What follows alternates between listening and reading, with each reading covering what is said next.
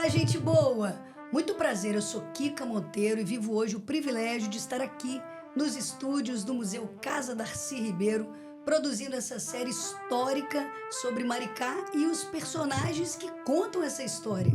A gente vai trazer aqui conversas especiais com os integrantes da FIPEM, Frente Independente pela Preservação da Memória de Maricá. E hoje eu tenho o privilégio de receber aqui nos nossos estúdios a nossa querida historiadora, educadora e escritora Maria Luizete Furtado. Ou será que Elisa, Lu, ela com tantas faces, está aqui hoje diante das nossas câmeras para contar um pouquinho da sua trajetória, da sua história e do folclore de Maricá. Lisa, seja bem-vinda ao nosso podcast, querida. Boa tarde, prazer em estar com você.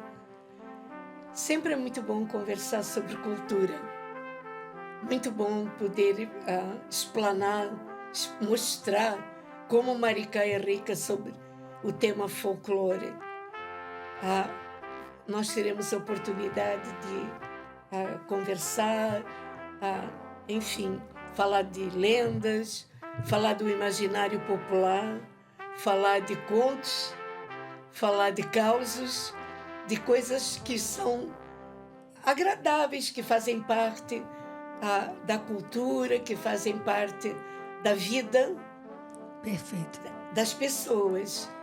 Cada um de nós tem sua história, cada povo tem sua cultura, e é muito bom a gente mergulhar na história de todos esses elementos que constituem a sociedade maricaense e fazem parte da história de Maricá. Que maravilha, mas vamos começar conhecendo um pouco de você.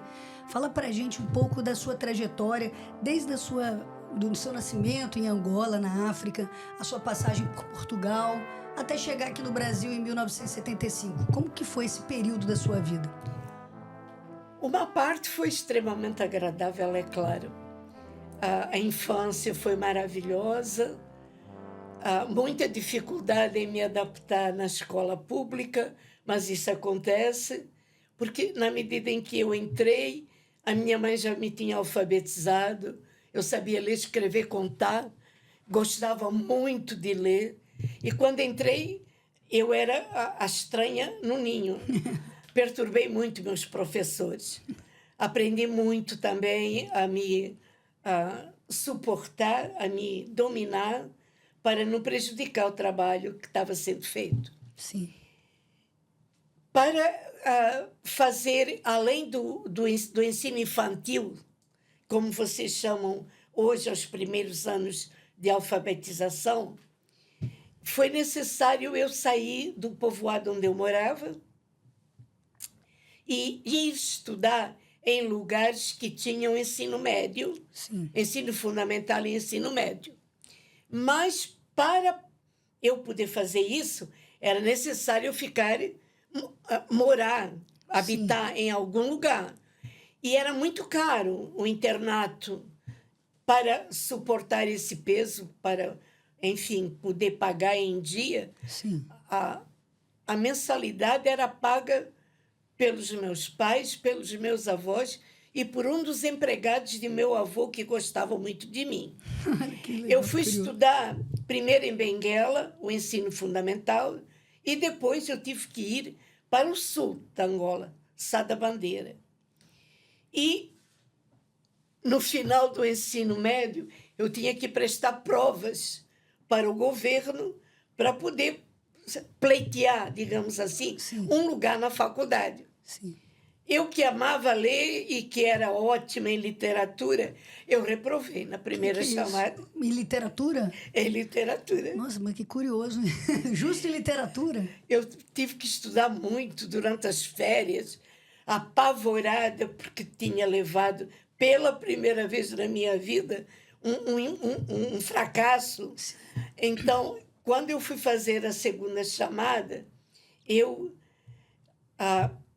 tive que realmente, e pela segunda vez na minha vida, dominar quem eu era para produzir aquilo que eu precisava produzir. Mostrar que sabia. Sim. Quando entrei na faculdade, eu era uma menininha de 16 anos. Aprendi muito, estudava muito, lia muito. Eu pegava o tempo vago da faculdade e eu ia para a biblioteca dessa instituição. Eu frequentava o Instituto Brasileiro e me deliciava com obras de Jorge Amado, de Carlos Drummond de Andrade, de Mário Quintana e do teatro. Eu era apaixonada pelo teatro brasileiro. Sempre que havia nas revistas alguma menção de Fernanda Montenegro, eu dizia, um dia eu vou ainda ser como ela. Tinha uma admiração incrível, e tenho, até hoje, pelo trabalho, pela figura, pela mulher maravilhosa e pela representatividade que ela passa de mulher culta, batalhadora, uma vencedora num mundo essencialmente machista, Sim. que era o mundo até há pouco tempo atrás. Ainda continua muito. Quando terminei o curso, Infelizmente. é verdade, quando terminei o curso, eu voltei para Angola, trabalhei 9 anos no Liceu Salvador Correia de Sá e me deram o ensino médio, ainda por cima de uma matéria que constava do meu currículo, mas no qual eu não tinha especialização. Sim.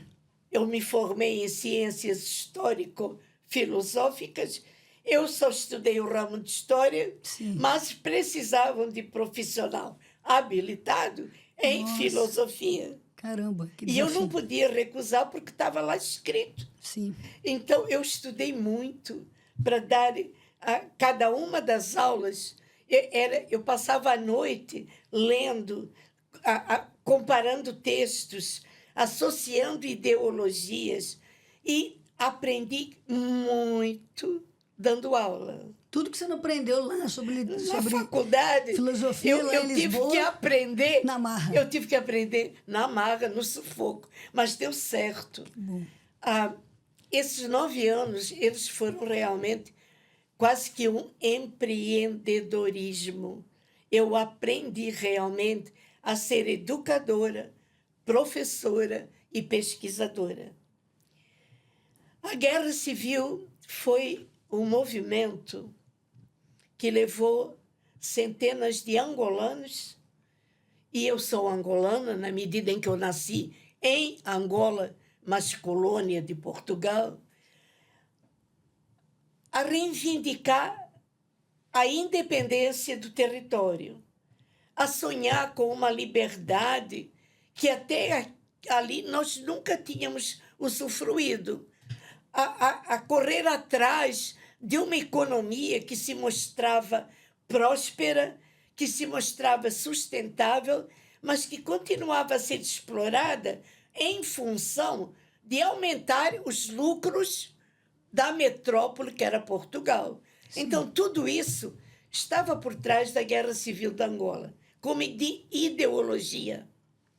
Mas o movimento de independência não foi bem feito. E, como consequência, houve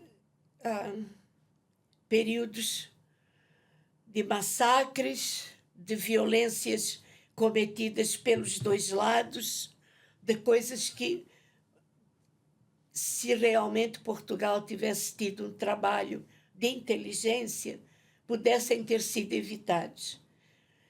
Durante essa guerra civil, eu fui perdendo alunos, eu perdi professores, colegas, e, finalmente, eu perdi o homem com quem eu ia me casar uns meses depois. Que isso?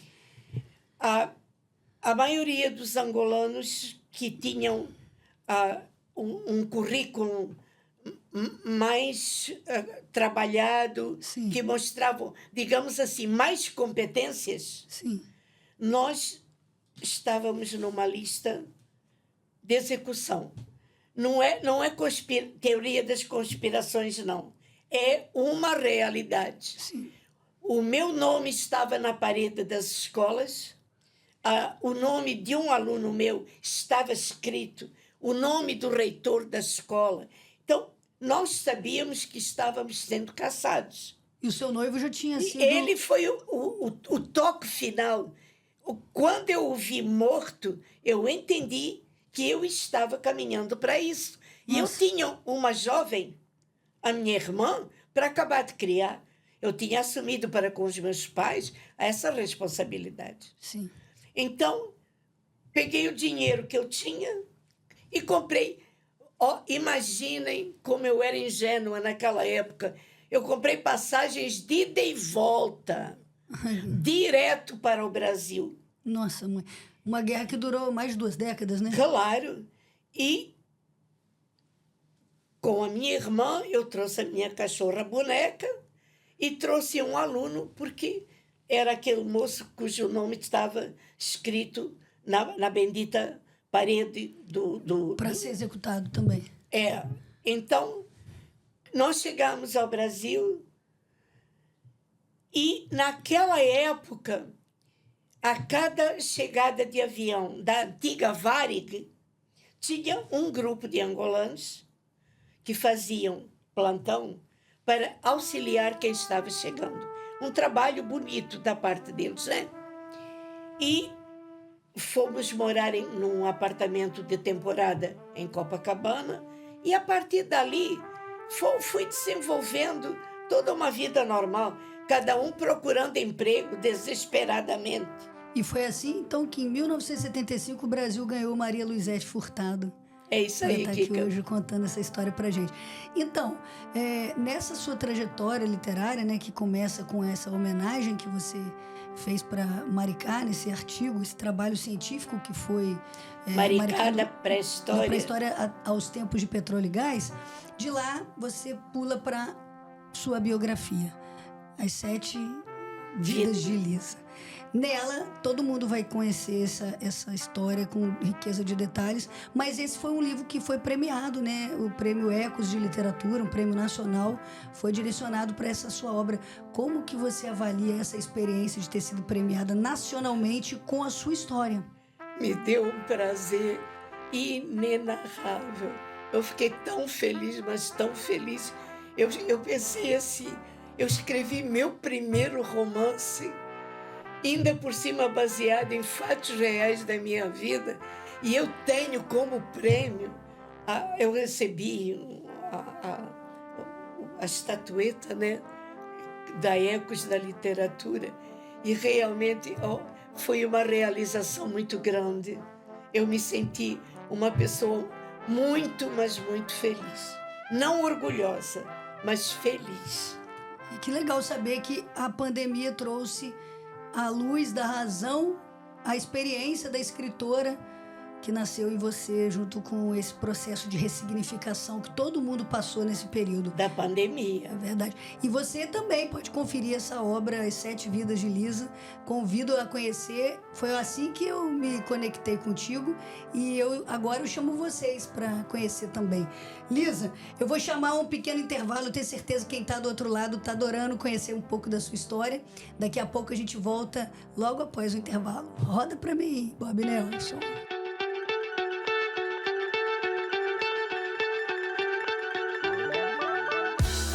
Estamos de volta com o nosso bate-papo com Maria Luizete Furtado. Agora focando Lisa, posso chamar de Lisa, né? Claro. Vamos focar agora no folclore de Maricá. Lisa, como que as suas pesquisas fundamentaram a construção, né, dessa obra-prima que trata do folclore de Maricá, levando em consideração a influência dos povos, né, colonizadores, os povos indígenas e os africanos, né, escravizados? Como que foi essa construção? Kika, à medida que eu ia lendo que eu ia lendo Eduardo Figueiredo, à medida que eu fui lendo Maricá, Meu Amor, do Padre Paulo Batista, Compêndios de Maricá, da Alexandra Lambraque, que você conhece, muitas coisas ficavam em suspenso. Eles falavam de escravos fugitivos, eles falavam de quilombos, eles falavam de senhores de engenho cruéis, terríveis, que geraram aquela figura, enfim, do capataz, do feitor, que chicoteava, matava. E eu comecei a pensar, gente, tanta coisa para pesquisar, tanto material que pode ser abordado, organizado. E a partir desse meu desejo, eu decidi que eu iria pesquisar lendas de povos originários, portanto, os povos que tinham morado e eram senhores, donos do território brasileiro e que tinham morado aqui em Maricá, os Tupinambá. Sim. Eu decidi que eu iria pesquisar qual a parte do lendário de Portugal que tinha sido trazido e incorporado pela população brasileira. E também os traços que tinham vindo com os africanos escravizados. E no Folclore 1, eu falo de lendas indígenas as mais conhecidas. Sim. Aquelas que as professoras do ensino infantil precisam no mês de agosto para passar para as crianças. Lenda de Ara, a lenda Mandioca. da mandioca, da Vitória Régia. Iara. Isso já tinha falado, foi a primeira que eu falei. E dentro das tradições do povo colonizador, que é o povo português, eu peguei os provérbios, eu peguei as tradições, eu peguei as festas religiosas que eles faziam, as procissões, toda essa parte de religiosidade. E dos povos africanos, eu fui encontrando resquícios de lendas que fazem parte do imaginário do povo africano em geral e do povo angolano, porque os escravos que vieram para aqui, para a região do Rio de Janeiro, eles vieram da Angola, do sul da África e de Moçambique.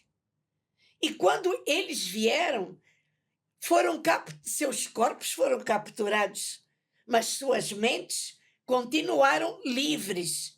E eles contavam à noite, na roda das fogueiras, esses contos, repetiam as danças, as cantorias, para não deixarem morrer dentro deles a sua cultura. Sim.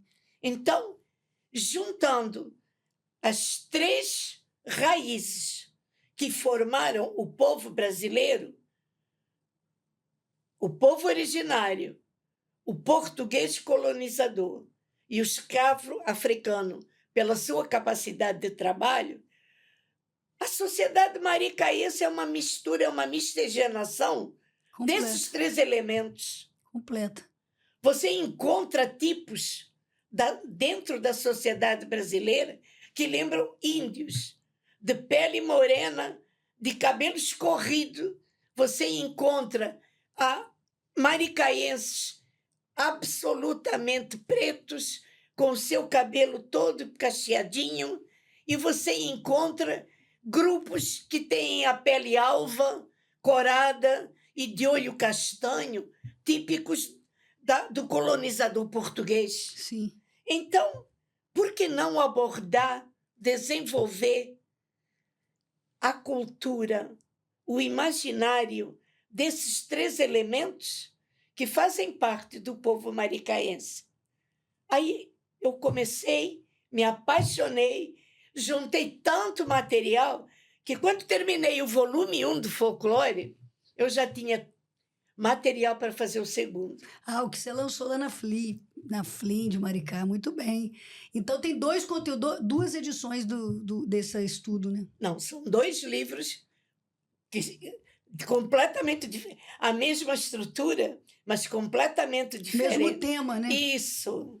Folclore 1, Folclore 2. Agora eu tenho uma curiosidade que não estava no meu roteiro de perguntar, mas eu vou quebrar essa organização aqui. Por que, entre todas as lendas, os causos externados no livro, por que você não inseriu o Saci Pererê, se você mesmo me explicou que ele tem traços dessas três culturas? A lenda do Saci Pererê é uma lenda extraordinária. ela pode ser explorada por qualquer professor a qualquer nível. O Saci é um elemento que nós gostamos da figura, porque ele é um menino traquina, ele é um menino levado, que pinta e borda, perturba a mulher fazendo bolo, perturba os cavalos quando estão presos.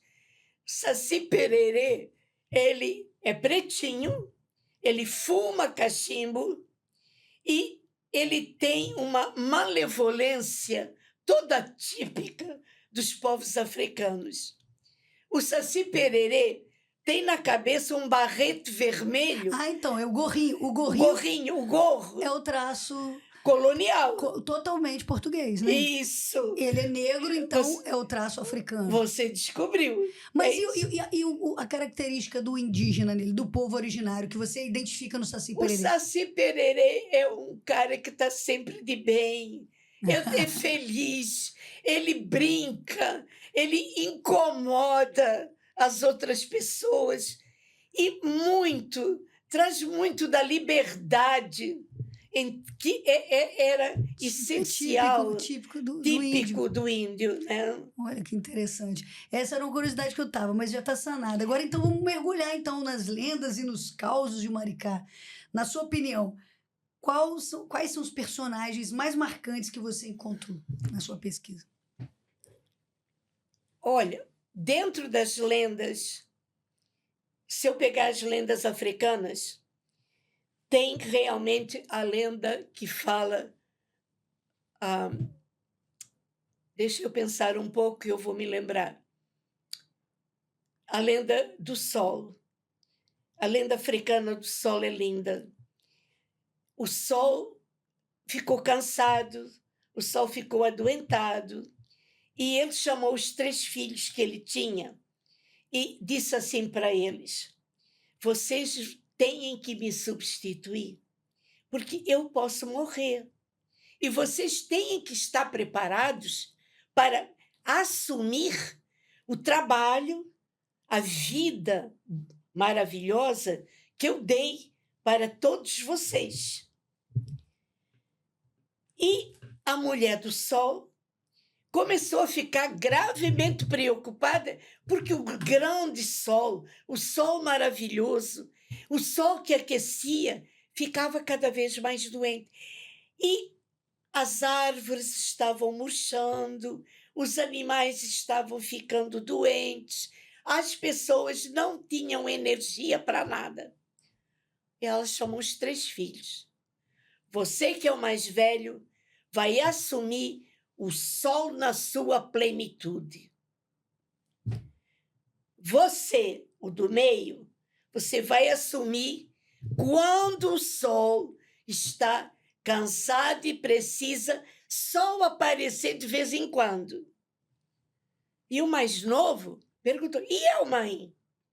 Você vai ficar como se fosse reserva para substituir seus irmãos quando eles mostrarem cansaço. Pode ser? Vamos trabalhar? E os 3 filhos trabalharam tão bem que, quando o pai melhorou e se deu conta de que todo o seu trabalho, nos dias maravilhosos de sol que leva para a praia, nos dias mais sombrios que precedem a tempestade, e quando havia aqueles dias, assim, no meio de outono, o filho caçula tinha brilhado.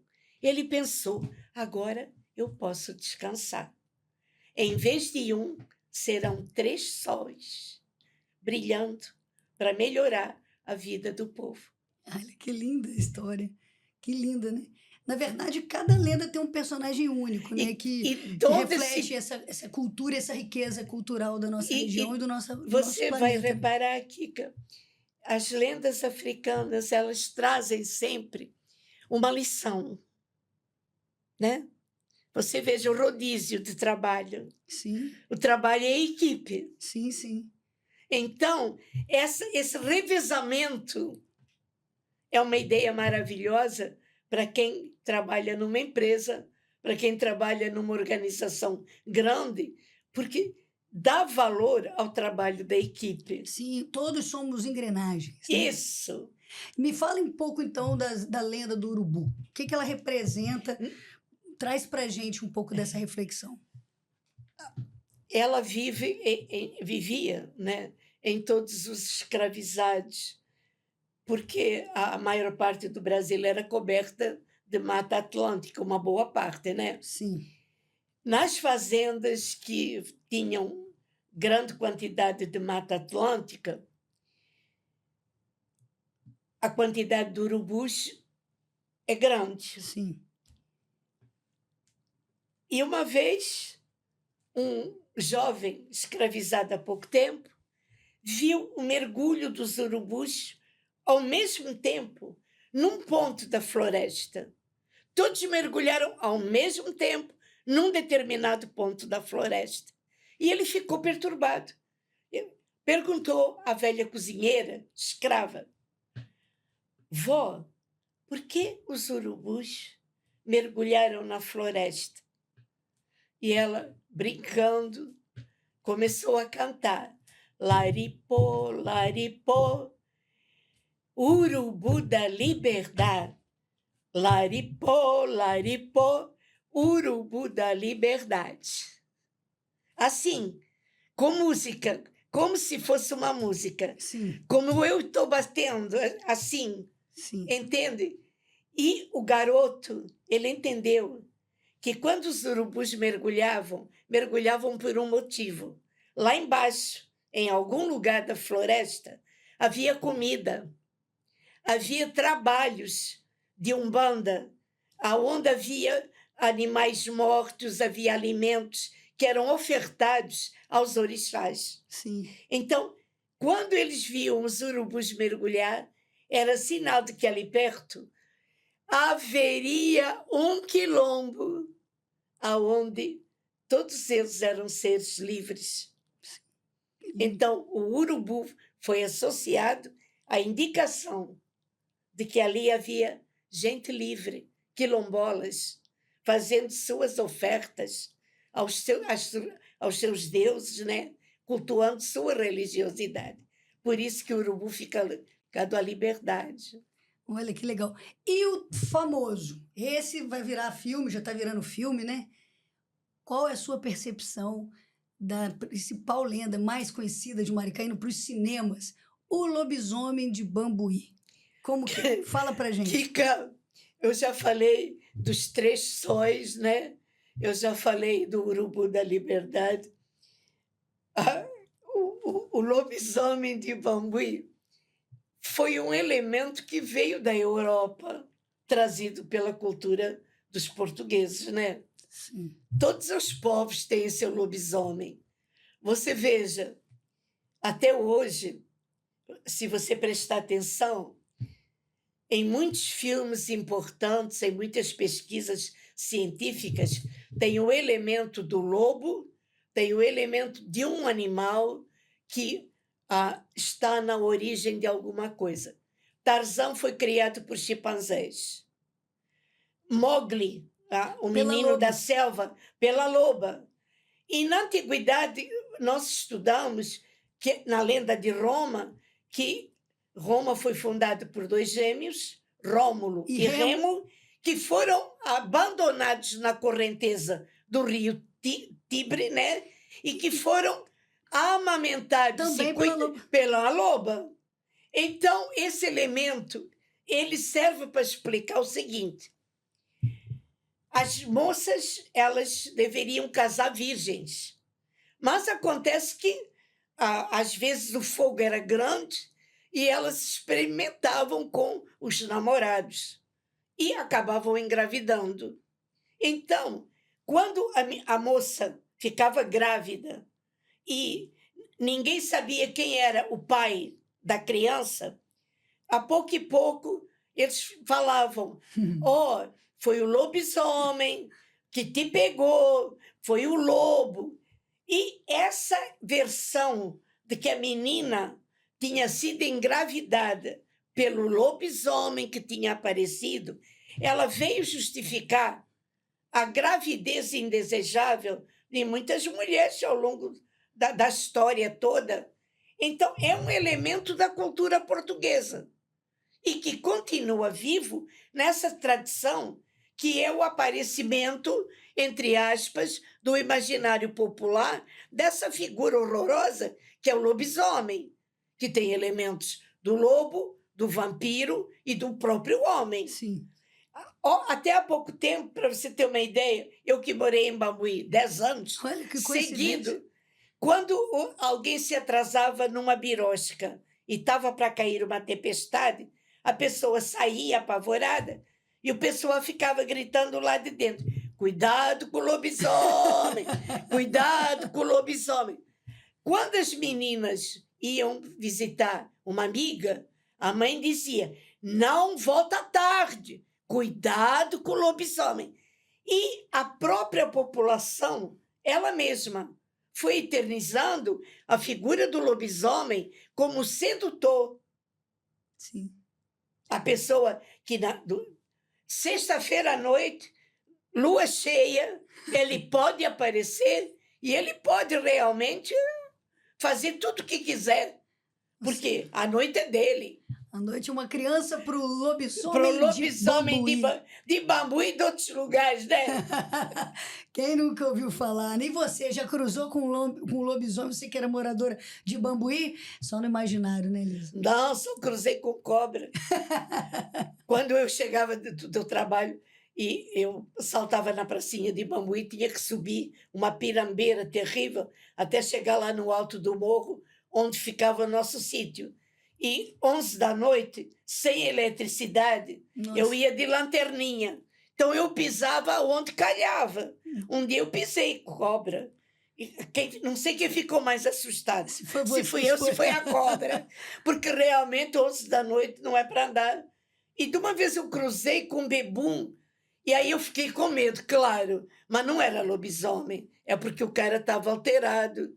Consegui convencê-lo e tudo ficou numa boa. Você chegou em 75, a gente está em 2024, quase 50 anos de Brasil. Quantos anos você está aqui em Maricá? Desses 50 anos quase Eu que você está no Brasil. cheguei em Maricá em 1990, definitivo, com a mudança toda. Mas eu comecei a conhecer Maricá a partir de 1985, porque meu marido ele queria se aposentar e morar num sítio maravilhoso, lindo, entende, idílico, e se apaixonou por Bambuí.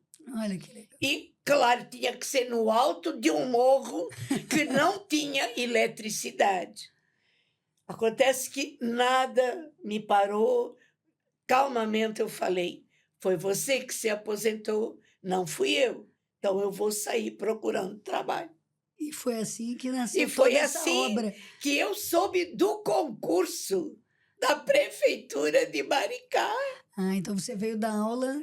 Eu sou concursada, tenho 2 concursos, o de 90 e o de 94. Então se aposentou na rede pública dando aula para toda essa geração de maricaenses aí que está fazendo a revolução na cidade. Que aproximadamente 3.500 pessoas maravilhosas passaram pela minha mão. Que ótimo. Mas me conta então mais uma história para a gente fechar esse bloco. A história do seu filhinho curandeiro. Essa daí me interessa muito porque eu sou fascinada pela fitoterapia. Conta pra gente, quem foi essa figura famosa na década de 80 aqui em Maricá? 80 e 90. É. Seu filhinho pertencia a uma boa família que morava na Divinéia, portanto na Barra de Maricá, e era uma pessoa analfabeta, extremamente simples, mas de um coração bondoso e de uma perspicácia, de um conhecimento de plantas incomum. Ele sabia todos os nomes das folhas, das plantas que podiam curar machucados, infecções, que podiam curar crianças que choravam muito e acalmá-las. E eu conheci seu filhinho de passar por ele de vez em quando. Mas foi uma ex-aluna minha, que, tendo um bebê para criar, e que tinha muitos problemas de saúde, Michael adoecia o tempo inteiro. Ou tinha problema de garganta, ou tinha problema de coluna, ou gritava desesperada a criança. E essa menina, ela conhecia seu filhinho e ela me contou como foram as consultas, os encontros com esse rezadeiro, com esse rezador, seu filhinho. Era uma figura maravilhosa. Ele tinha o jeito de pegar o bebê, de pegar a criança pelos pés Olha, e ir alinhando a coluna da criança, de cabeça para de baixo. cabeça para baixo. Um outro procedimento era a quantidade de remédios fitoterápicos que ele fazia com as plantas que ele ia colhendo na restinga, na orla da parte mais cheia de mata. Ele era realmente um expert. E esse conhecimento todo que ele tinha acabou quando ele faleceu. E que bom que hoje esse assunto está cada vez mais em Em voga. evidência, exatamente. A gente tem grandes nomes aí dessa cultura hoje participando do movimento que Maricá vive, né? Em relação a isso. E A gente tem- tem projetos hoje como a Farmácia Viva, que está em Isso que eu ia curso. te falar. O Alberto Bacurau, nosso amigo, mandar um beijo pro Alberto lá do Sítio Aruanda, grande conhecedor. Aliás, eu queria aproveitar e pedir aí para o nosso amigo Bob Nelson, traz para a gente mais elementos aí, por favor, sobre esse tema. Os benzedeiros e os rezadeiros estão em alta aqui nesse programa hoje. Fala para a gente, Bob. Obrigada, Bob Nelson, o nosso jornalista de linha. É aquele que nos socorre nos momentos mais necessários. Mas, Liz, eu fiquei curiosíssima com o segundo livro, né? Eu falei agora há pouco a segunda edição, não, mas o segundo livro, né? A gente tem o Folclore 1 e o recentemente lançado Folclore 2. Como que foi esse novo laboratório, né? Como que surgiu? Quais foram as percepções que te levaram a dar continuidade nesse assunto tão rico e tão vasto? Kika, era tanto material que tinha sobrado do primeiro, do Folclore 1, eram tantas as histórias, eram tantos os causos, que eu comecei a pensar que talvez fosse possível eu fazer um novo folclore completamente diferente do volume 1, mas mantendo a mesma estrutura. As lendas, os contos e os causos. E deu certo. Sim. O livro foi lançado e foi muito bem recebido pela crítica e ainda sobrou material, mas realmente eu vou guardar para um outro livro, mas com volume, com um aspecto diferente. Sim. Eu falei para você que eu tinha vários livros em perspectiva. Então, tem um livro que eu pretendo fazer, talvez Contos Perdidos do Passado. E nesse Contos Perdidos do Passado, eu vou tentar resgatar as conversas que eu tinha na pracinha de Bambuí, aonde a população esperava horas para conseguir um transporte. Tinha a Gran Eufrásia, tinha a Costa Leste, que demoravam horas para os ônibus aparecerem. Os ônibus quebravam. Eram precários demais. Né? Eram muito precários. A mobilidade ela era muito prejudicada.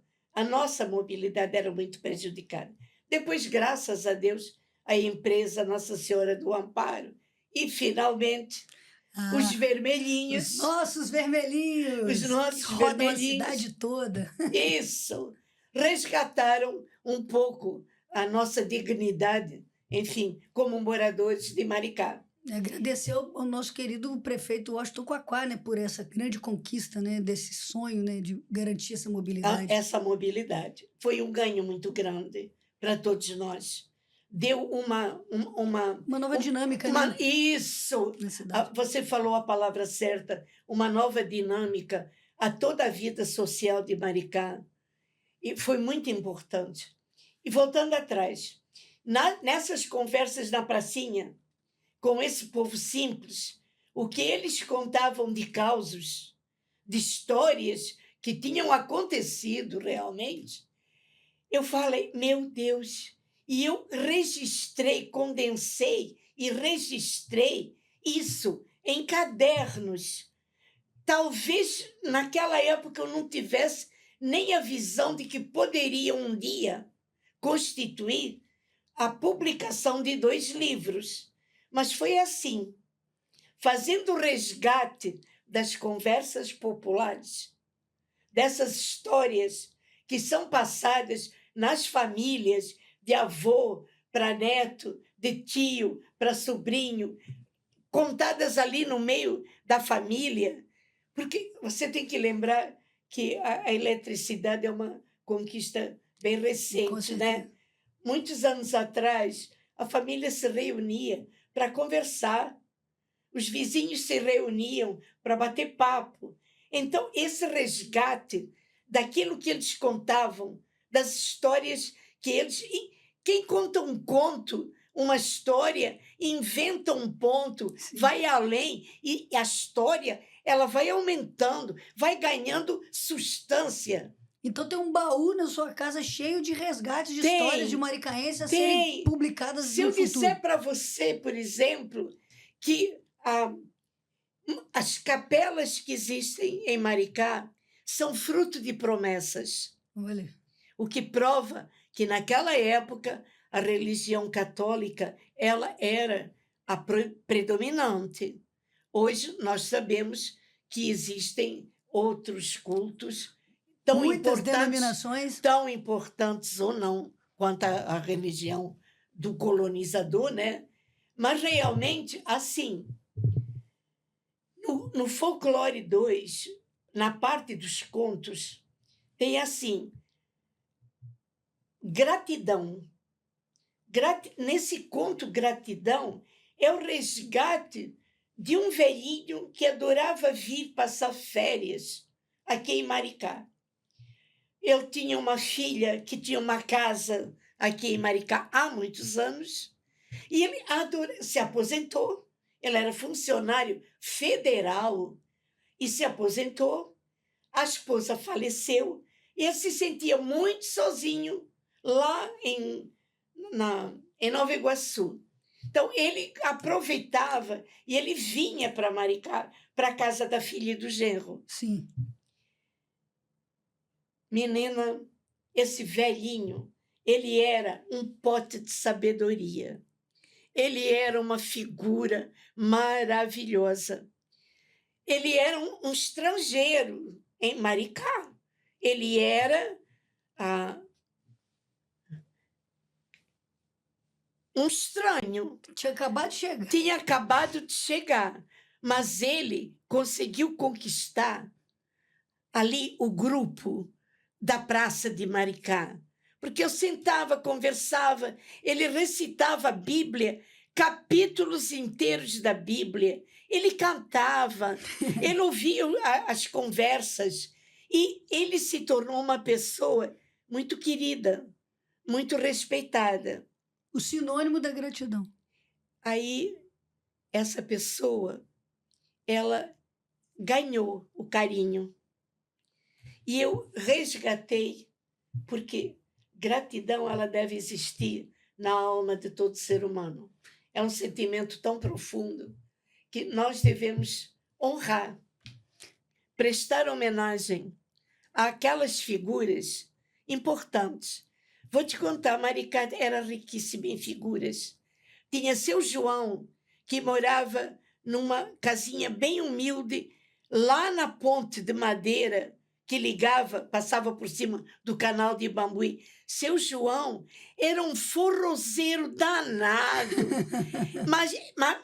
mas uma figura, assim, conhecida, comentada, fazia parte do folclore de Bambuí. É um personagem desse É um folclore. personagem. E ficou.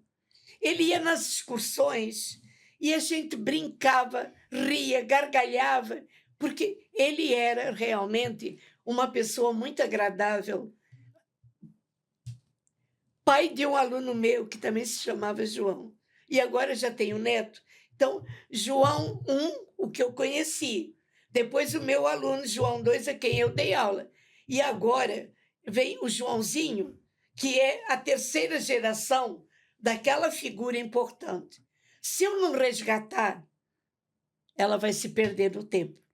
Que nem a história de São Miguel, o forasteiro, que é pastor evangélico, que a população de Maricá recebeu, carinhou, porque ele era a bondade feita gente. Tem outro, tem João do Circo. João do Circo mora ainda na Barra de Maricá. E então a gente tem que ir lá entrevistar ele, João do Circo. Aí anota Bob Nelson, anota, por favor, vamos atrás dele. Tem, por exemplo, seu Vilela em Itaipuaçu. Já foi embora, pertence a um outro plano. Mas eu conheci Itaipuaçu através das conversas com o seu Vilela. E qual que é a diferença entre causos e contos, para quem não sabe ainda? Olha, A distinção. deixa eu te falar. Nos contos, eu sou muito mais livre. Eu imagino, eu boto um pouco da minha imaginação na frente da escrita. Eu tenho liberdade para pegar os personagens e fazer com eles o que eu quiser. Sim. Eu sou a dona do conto. Sim. Nos causos, não.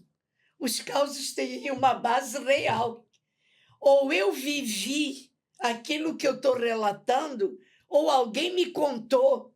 E eu achei tão engraçado, tão maravilhoso, que eu resgatei a lembrança escrevendo.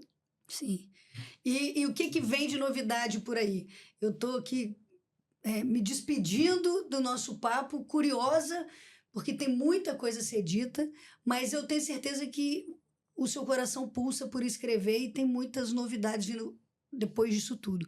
Não se esquecendo do Em Busca de Mim, porque é meu livro de cabeceira, as poesias que eu tenho hoje lido na atualidade, me inspirado são as suas poesias, aquela essência poética que também mora dentro do teu coração.